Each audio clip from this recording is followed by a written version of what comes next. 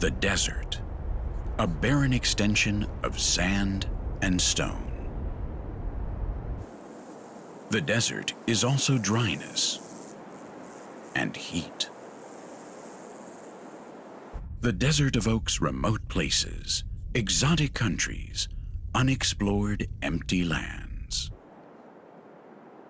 With no water. The water in the desert is nothing more than a mirage. But this desert isn't entirely like that. This is a lying desert.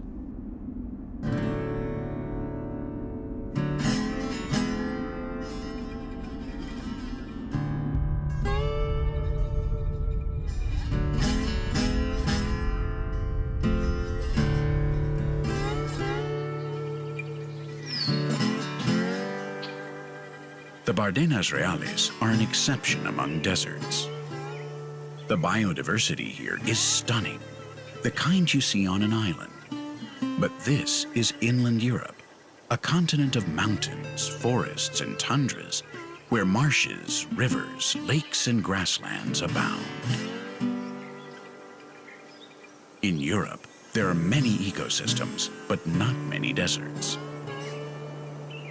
The desert of Las Bardenas Reales is the continent's most notable exception, or nearly so.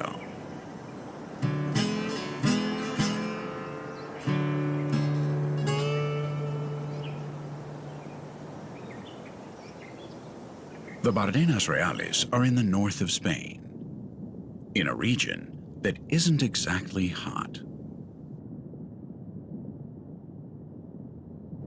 Is this a vision of what's to come in the 22nd century? This desert is uniquely distinctive, and learning more about it could help us to understand the unavoidable climate changes that lie ahead. What brought about this strange desert, where in theory there should be plant life? Is it merely the product of the soil's chemical makeup? This clay is more than 30 million years old. The water that is lacking here dried up when the Pyrenees Mountains were created. This was once a great underwater ecosystem that lay beneath the waters of the Ebro River as it ran toward the Mediterranean Sea. But now there is no water at all. The substrate that remains is unable to retain liquids. In the middle of the bed of Spain's mightiest river, just a few kilometers away from the fertile wine region of Rioja, we find Europe's greatest extension of desert. 42,000 amazing hectares, with whimsical shapes and landscapes that are strange and singular. In many ways, the Bardenas lie. The typical scorching temperatures of the desert do make their appearance in summer. But they're not the rule here. Normally, it's not hot. In winter, it even freezes over. Temperatures drop below freezing some 40 to 50 days per year. The wind, cold and cruel, known as the cierzo, never stops blowing. It's a dry wind which blows down out of the Pyrenees, easily sculpting all of the loose soil that the sparse vegetation can't anchor to the ground. And this desert isn't unpopulated either. It's inhabited by two types of species. One includes those that are adaptable. That's to say, plants and animals that can modify themselves in order to resist the unique conditions of such a peculiar habitat. This is also home to beings that are highly specialized, beings which after many variations and mutations and a process of natural selection have achieved a genetic metamorphosis and become entirely new species which no longer live any other place. Endemic species, the original solutions provided by evolution, These are the beings that have managed to adapt to singular circumstances. They are living treasures, but they are also delicate, trusting that their particular ecosystem will not change yet again. Because specialization stands in contrast to adaptability.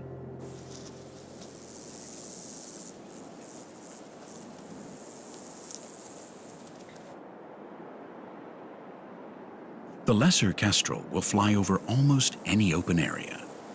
The heat and arid conditions aren't a problem. In fact, he prefers it this way, because it's better for him. These barren areas are perfect for hunting prey. The lesser kestrel knows quite well how to survive in this desert full of insects. The tiny village of the Bardenas Reales is surprisingly rich and varied. Perhaps, among other reasons, because for many species, leaving behind their optimal habitat and trading it in for a harsher one does have its advantages. There's less competition and fewer predators.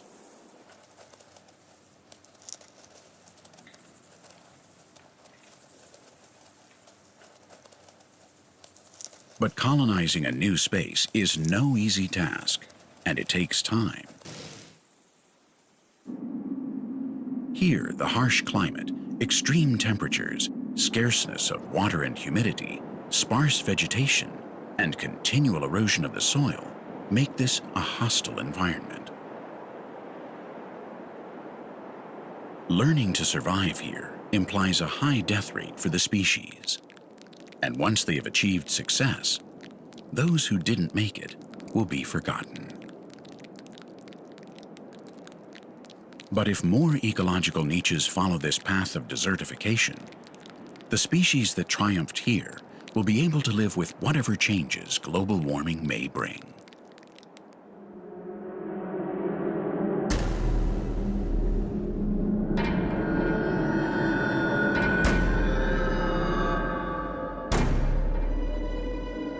It's interesting that the Bardenas are literally crawling with millipedes. Maybe there are so many because no natural predators or parasites have managed to take up residence in this ecosystem. Millipedes defend themselves with liquids and gases that are toxic to their predators, making those who hunt them highly specialized creatures. Perhaps millipede hunters aren't adaptable. In theory, this species shouldn't feel comfortable in these conditions.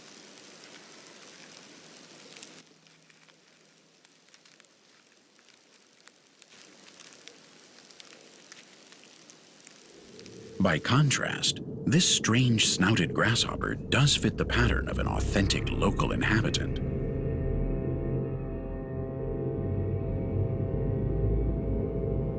He represents how life has managed to diversify in this lying desert.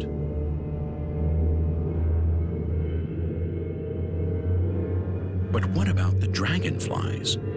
Why are the Bardenas plagued with dragonflies, even though there's no water around? These are formidable flying insects that can get around at high speeds, traveling many kilometers without resting. But why are they here instead of flying over a river or a lake? Is it an abundance of prey? Or are they searching for a hiding place where there are no birds that will hunt them?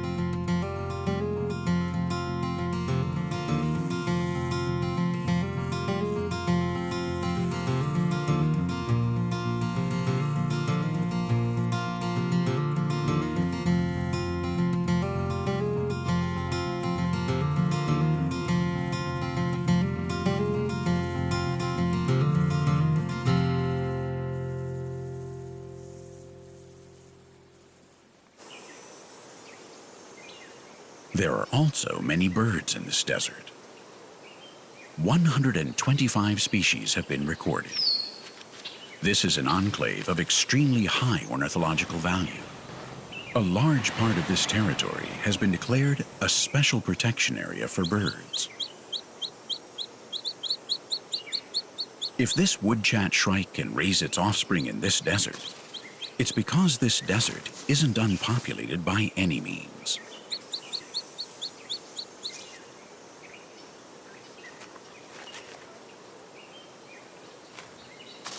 The presence of shrews is also a reliable indicator that the Bardenas ecosystem is densely populated with tiny life forms.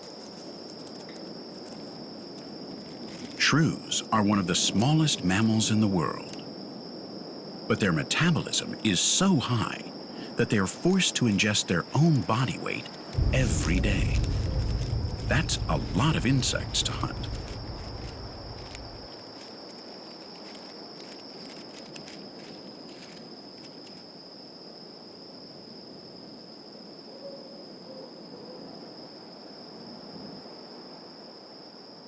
Shrews live in the lush forested wetlands of northern Spain and throughout Europe, but they have also adapted to this extremely dry terrain. Nevertheless, when faced with demanding surroundings, it's important to have hunting grounds that are clearly defined. Each shrew has its own. Although along the borders there are often conflicts, and it must be decided who has the right to disputed prey.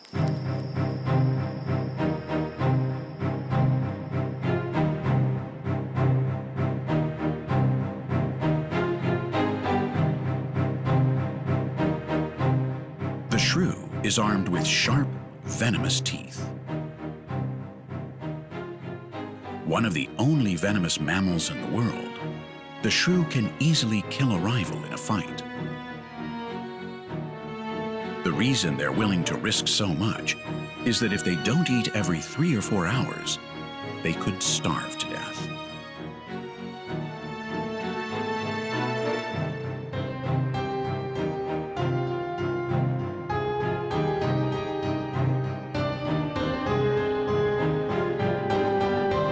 The struggle to survive in the wild is relentless. The life of an animal is not calm, but rather stressful and exhausting as they try to get by. And in this sort of ecosystem, there is nothing to spare. There is no abundance. Nothing, at least not for most of the year.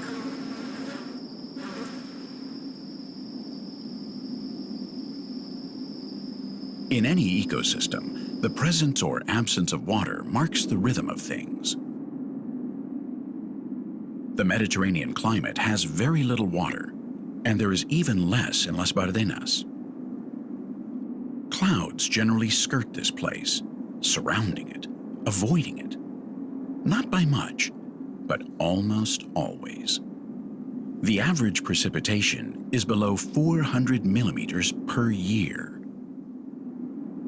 And in Bardena Blanca, the most arid spot here, precipitation isn't even 25% of that number. Just 10 liters per square meter for the entire year.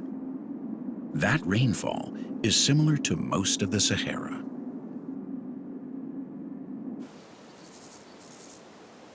And there are no aquifers. When it rains, the downpours tend to be torrential. And afterward, small streams and gullies quickly carry the water away before the soil can filter the liquid, making it difficult for plants to absorb it.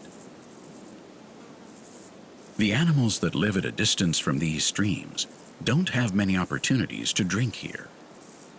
Months and even years can go by in hope of a soft rainfall that can permeate the soil.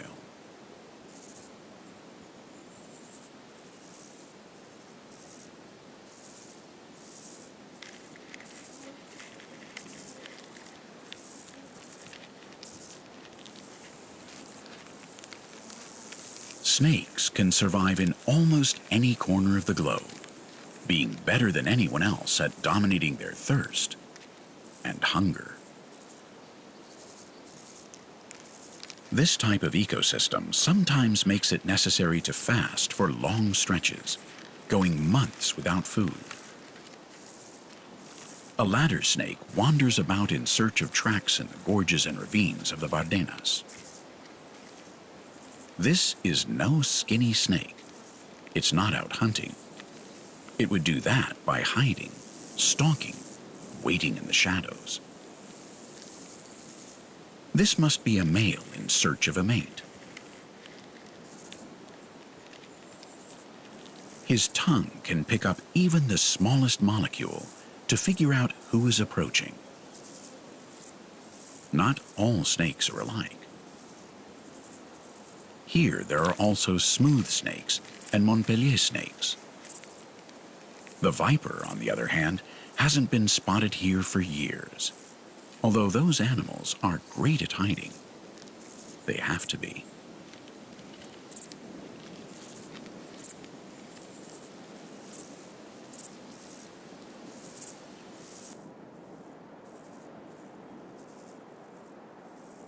The presence of the short-toed snake eagle proves that this desert is full of reptiles and offers enough food for even the largest specialized species. Although in winter, when the sun doesn't warm things up very much, scaly creatures take to their beds, and the eagle is forced to fly south to Africa so he won't starve to death.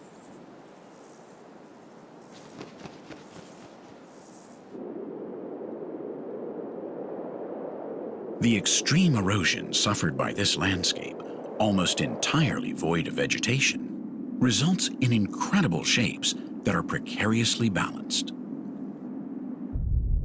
Time and the wind and rain, which makes deep scratches when it falls, reveal ancient marine sediments that are crowned by sandstone in some spots. Sandstone is more resistant to erosion than clay, which is why the top section has held up. But it won't forever. The isolated peaks, called cabezos, also known as fairy chimneys, are short-lived. The most emblematic of these, El Castil de Tierra, is still standing. In its precarious position, it can survive one more day, one more week, or perhaps a decade, but not forever. Perhaps the next storm will destroy part of the loveliest bit of architecture in Las Bardenas, but it will also create something new. And maybe the next storm will take a while to get here. It's been a long time since it rained.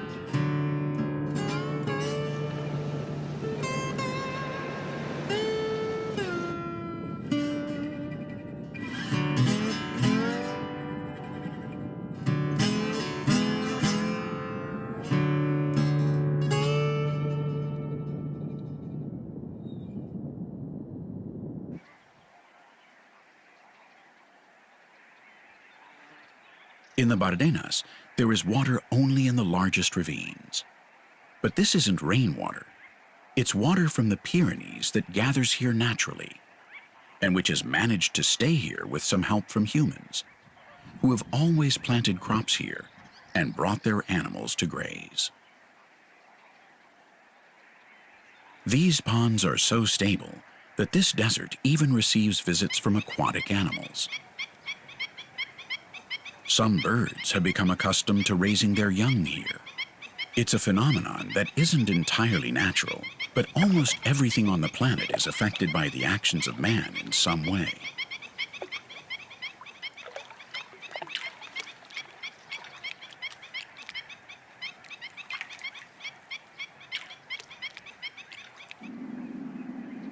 The bottom of these lakes and the larger channels that lead to and from them have gradually been covered with sediment, and vegetation now covers the banks, so some of the water that flows by doesn't do so as quickly as the waters after a torrential rainfall.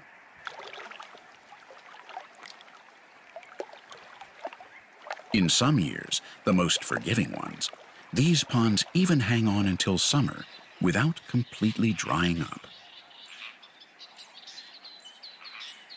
In any case, most of the wildlife in the Bardenas lives far away from these artificial oases, forced to wait for the rain.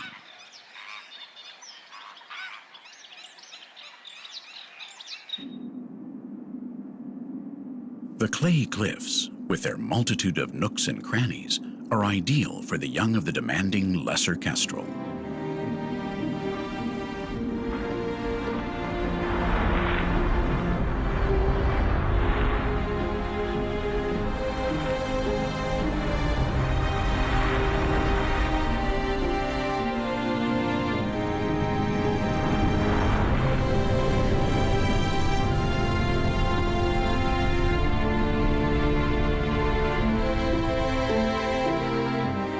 These cliffs, where the wind and runoff carve out countless holes, are perfect for those who aren't able to build a platform out of branches, instead substituting trees and crags in order to keep their chicks from being hunted.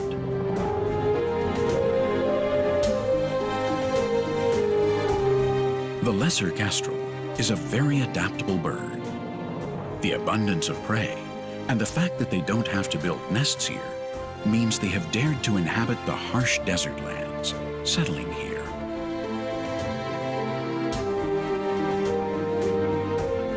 "75% of the Mediterranean territory is in danger of desertification. Many will need to adapt their way of living, but not all will be able to do so. In spite of all our technology and our ability to alter the environment, we remain unable to keep the deserts from expanding.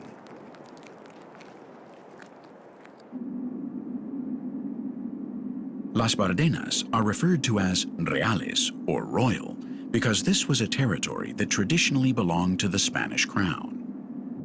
But its real owner is someone else. There is an animal that seems to have been designed especially for life in Las Bardenas.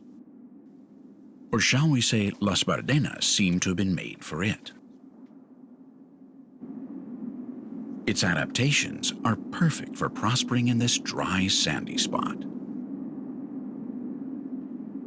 As far as we know, this species is not commonly found in any other ecosystem, and its biology and distribution remain largely unknown.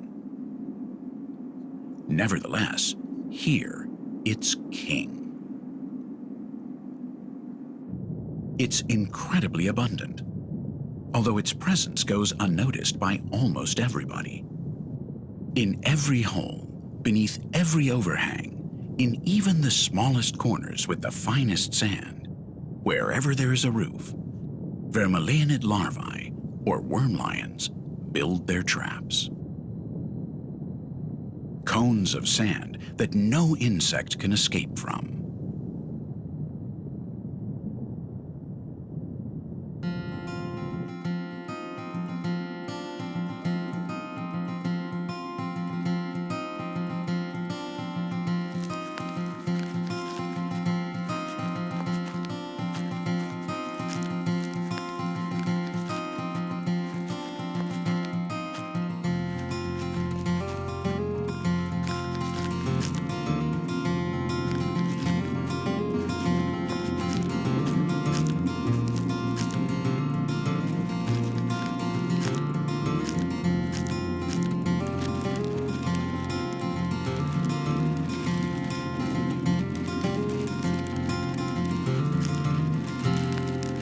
The worm lion is a strange being with the highest level of specialization that evolution can generate.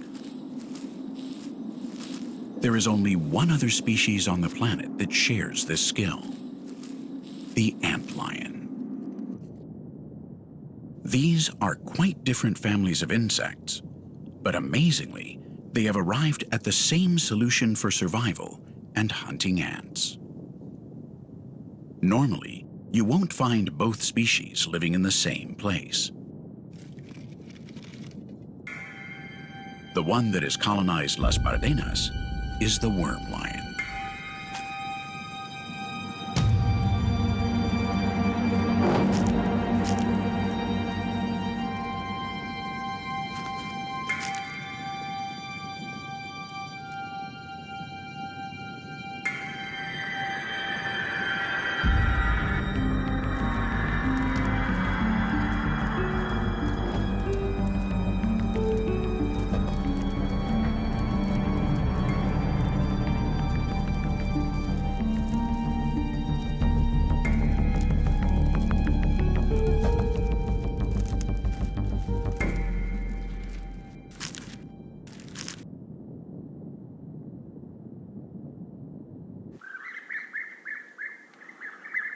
This clay universe is ideal for another species that also needs to make holes where it lays its eggs.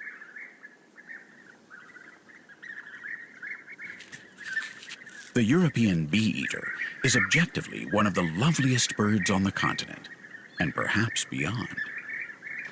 Its many colors are beautiful, as are its elegant shape and precise manner of flying. European bee-eaters hatch here, but spend their winters in Africa, where there are insects. They return in the spring. With their long, sharp beaks, they carve out tunnels more than 1.5 meters long.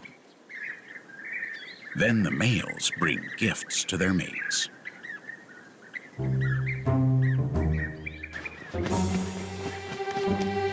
They try to prove that they will be good fathers who will help to feed their young, especially by hunting bees. Because where there are bees, there are bee-eaters.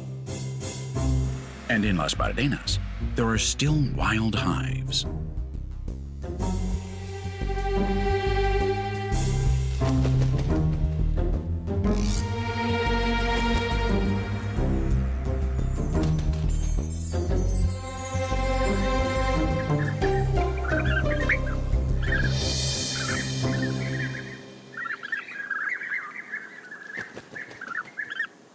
Bees are disappearing from many ecosystems. This is a problem with consequences that are impossible to predict. But what we know for sure is that they will be negative for everyone. Bees pollinate a significant part of the plant kingdom, in addition to our own gardens and crops. So without bees, the process of desertification will be quicker, more severe, and more serious.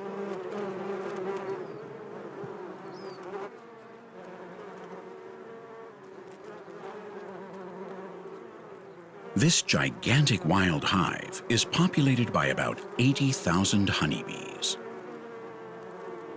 It's found in a gully that has been carved out by water erosion, about 60 meters up, in an abandoned Egyptian vulture nest. This is a difficult show to get tickets to, and it's getting even harder.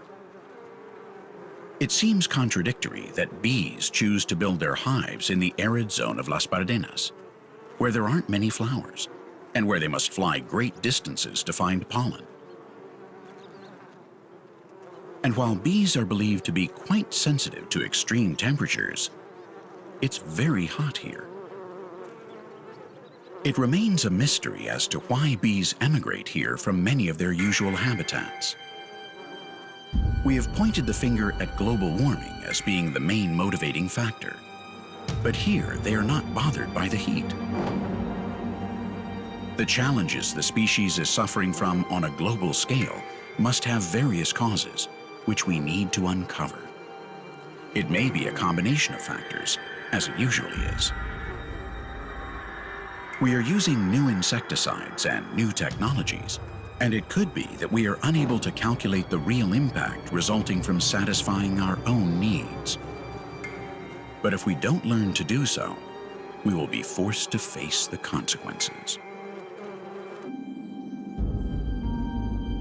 The fact is, there are bees in Las Bardenas, although being a bee in the desert is no picnic. In addition to a lack of flowers, great distances, extreme temperatures, and crab spiders, flash floods can flow through, killing entire colonies if they are caught unawares. Luckily, these tragedies occur only rarely here. Rain is the exception to the rule. Here in the lying desert, Europe's largest, the key for insect survival is to know how to protect themselves from high temperatures.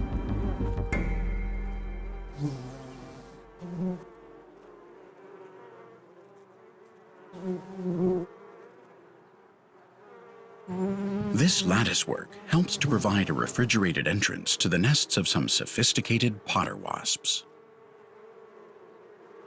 The strange construction is a mechanism to ventilate and cool the cells where larvae grow. And at the same time, they are a surefire tool for throwing parasites off their trail and blocking their access when they try to eat the young.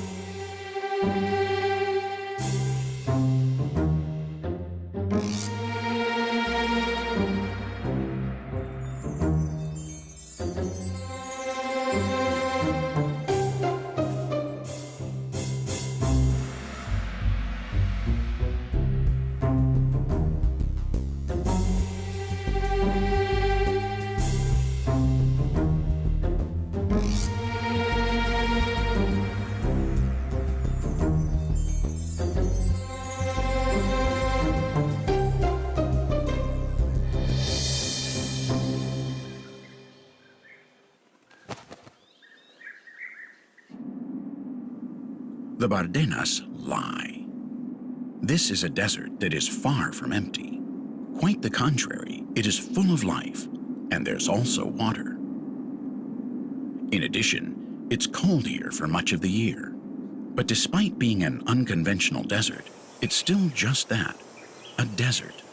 And when summer rolls around, the sun beats down hard. Temperatures shoot up to nearly 50 degrees Celsius in the shade. And the soil reaches some 70 degrees. Amphibians, especially many species of toad, are well adapted to severe desert temperatures. Now, this one has no choice but to spend the summer here. During the driest part of the blazing summer months, he will have to hide out from the unforgiving rays of the sun, buried in the wettest patch of mud he can find.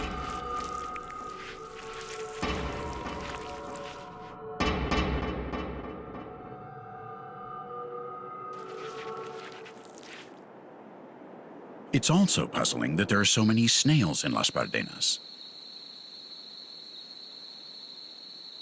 Their presence leads one to believe that snails are an important source of protein in the local food chain.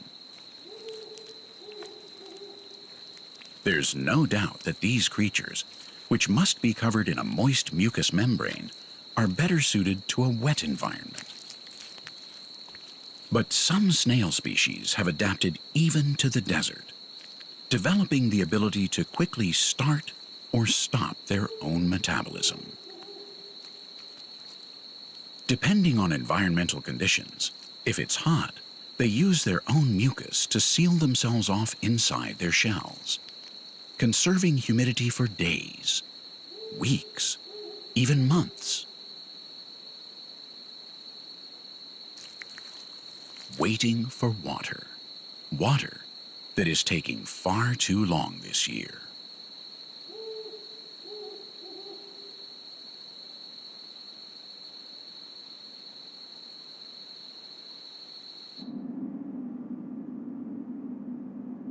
Vultures resist the challenges of summer perfectly well. This is the Egyptian vulture found at these latitudes. Its plumage allows it to deflect most of the sun's heat. Although its main method for weathering the heat is much more extreme. It defecates on its own feet, and when the fluids evaporate, it has a cooling effect on the blood. This strategy functions much the same way sweating does in mammals, but doesn't waste as much water. The Egyptian vulture is in danger of extinction all over the world. The Bardenas reales are one of the animal's final strongholds in Europe. It still nests here, but unfortunately, since the 1990s, the population has dropped by half, from 80 mating pairs to just 40. The recent trend of climbing these rock walls is great for tourism, but it has also meant that many birds have abandoned their nests. We weren't allowed to record their breeding process, even from a great distance.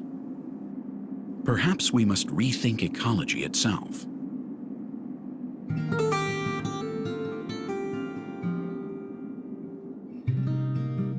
Few individuals are familiar with this extraordinary animal, so not many people will miss them when they're gone.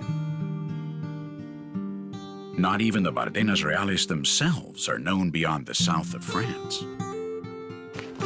And they are an essential sanctuary, full of a strange beauty that has much to teach us about our future.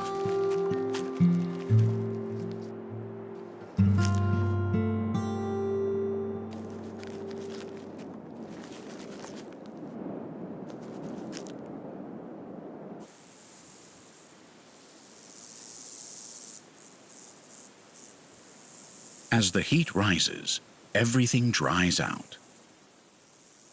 The last of the wet mud dries into cracks, like the scab on a wound,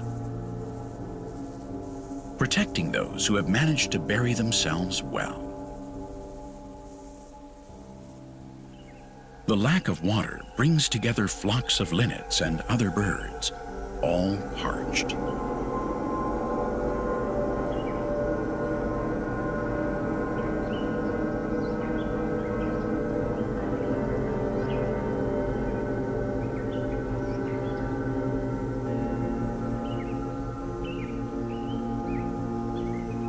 Those who are able to travel might survive.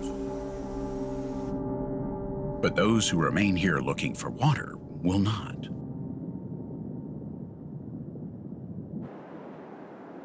This is also the end of a cycle for the tarantula, a habitual resident of this challenging region. She has learned to eat her partner after mating if there isn't much prey available. She still carries her young on her belly, but her strength is quickly fading. As no rain has fallen to moisten the soil, there will not be enough food for her children in the coming weeks. And the ground will remain impenetrable for too long. Unless these clouds can conquer the sun, unless they can gather and bring water to Las Ballenas, hope builds as the sky darkens. But the initial promise is weak indeed. The first clouds are nothing more than a cruel mirage. As quickly as they appeared, they vanish. Thirst is all that is left.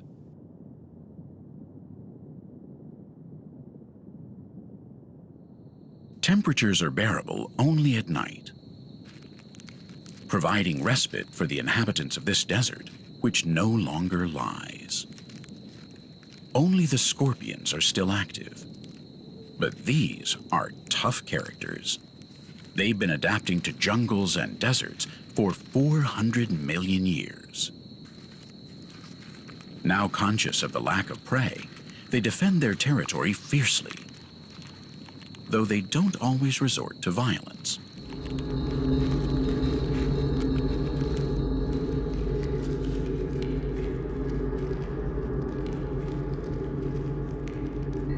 In theory, they don't try to kill each other. They just size each other up. They only use their stingers if the fight goes on too long.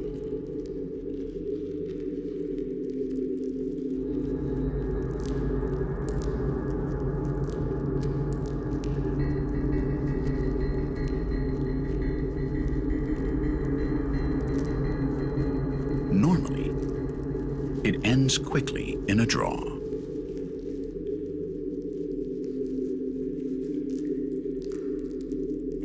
Very gradually, the nights get longer again, and the days get shorter. The change of season is on the horizon. Autumn is drawing near, although the heat persists and the rain doesn't come.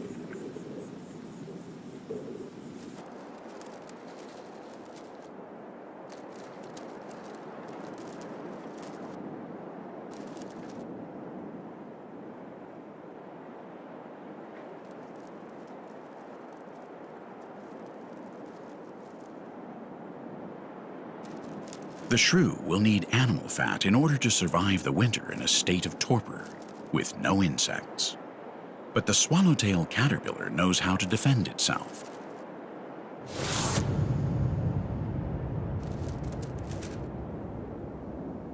A foul smell and confusing colors have thrown the hunter off. This creature has also completed its cycle, having eaten and grown as much as it needs to. Tonight, it will enter the pupa stage without waiting any longer for water, turning into a chrysalis. The caterpillar becomes a sort of time machine, able to wait for the coming spring without suffering the present conditions. More clouds, more false alarm. Everyone in the Bardenas will have a tough road ahead if another year goes by with no rain.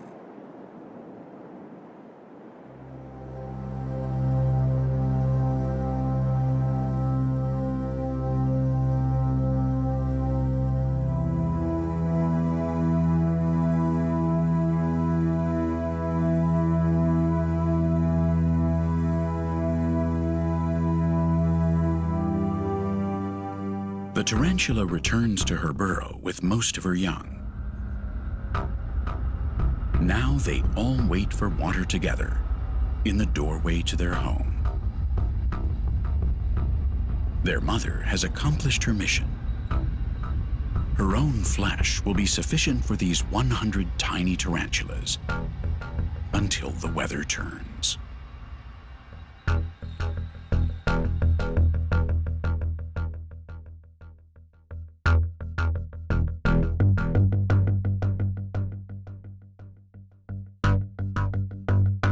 Another dry night. The last swallowtail caterpillar wraps itself up to try and hold out until next May. And September ended several days ago.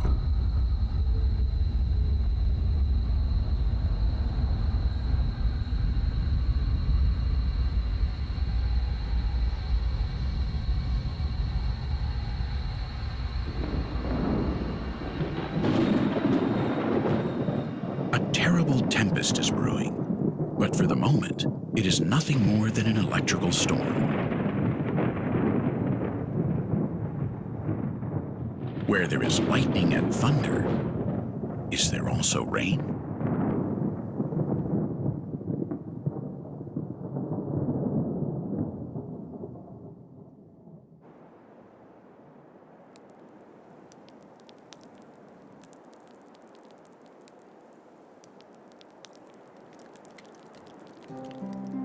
The nighttime storm predicted the arrival of water.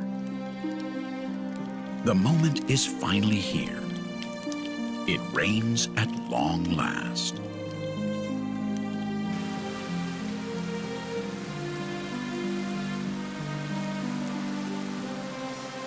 Rain that falls hard, but just long enough, saturating the earth, turning dirt into mud, and then into liquid. Autumn has come, later than ever. It's possible that every season arrives a bit later now, a sign of other changes to come. But in the short term, what matters is that it is right on time for the plants and animals of Las Bardenas. The long-awaited but short rainy season has begun, although it may rain for just a day or two.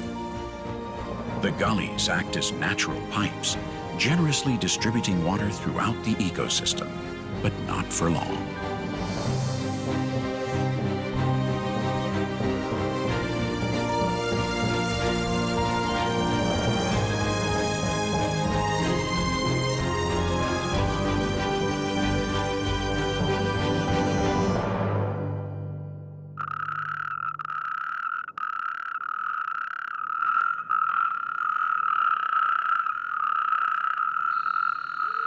This time, the mating season for the natterjack toad has arrived in October.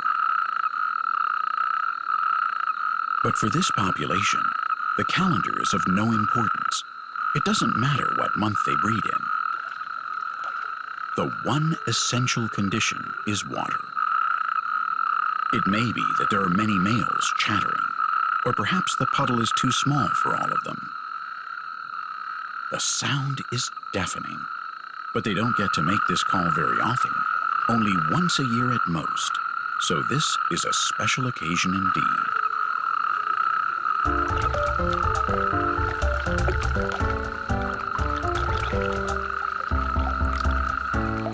Large fights will decide who are the chosen few that will mate this time around. The best fed, the biggest, and also the most capable. Above all, the most capable.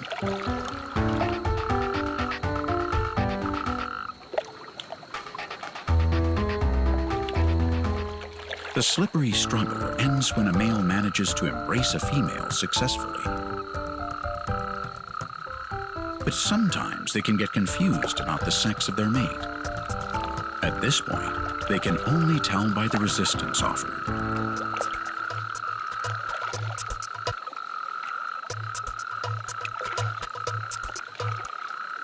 This is the winner. Nothing will separate him from his mate for the next 20 hours. The pools where the natterjack toad breeds are shallow, making them temporary. The water will quickly evaporate or filter down, which not only forces the animals to hurry, but helps them to limit the number of egg and tadpole hunters. In fact, this species prefers ephemeral bodies of water. Their adaptation aims to turn them into an exclusive species. The natterjack toad has the shortest metamorphosis cycle of any European amphibian. In just 20 days, the tiny tadpoles will have become mini versions of their parents.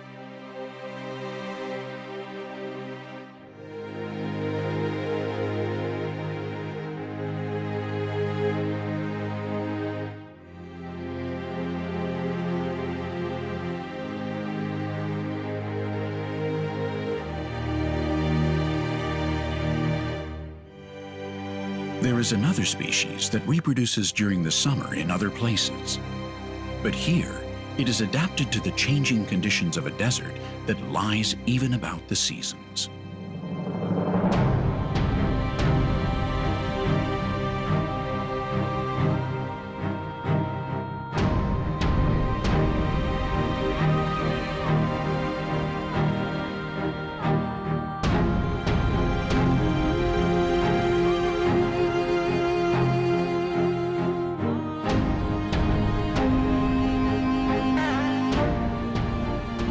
In Las Bardenas, mosquito spray is a must, no matter when you visit.